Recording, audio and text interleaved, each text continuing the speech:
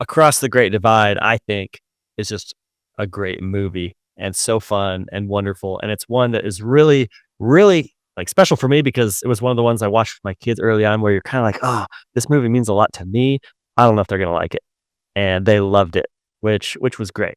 Now this is a movie where the special effects, obviously I think it's made in the 70s. So I mean it's aged a little bit, but this was before there was any attempts at CGI. It's because somehow they did train real animals to softly maul characters. So it can be intense. There are a number of cougar and bear.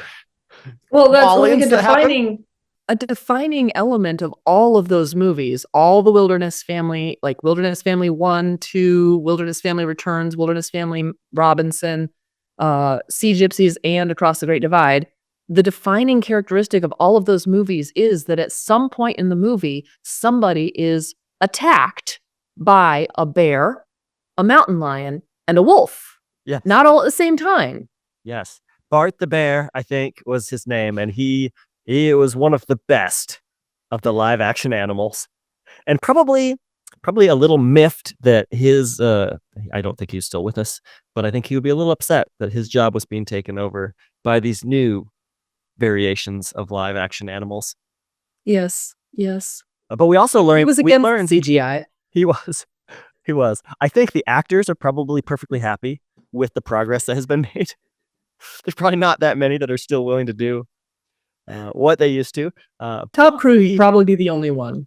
He would. And I challenged Tom Cruise to pull off some of the stunts that were pulled off in these movies that would not be considered safe today. At the end of the movies, where they say no animals were harmed in making this movie, I've never seen a movie that ends with no humans were harmed by the animals in the making of this film. So I've left kind of wondering. But we learned a wonderful lesson that if you are attacked by a bear, a wolf, or a mountain lion, it really helps to yell, "Hey, get out of here," a lot.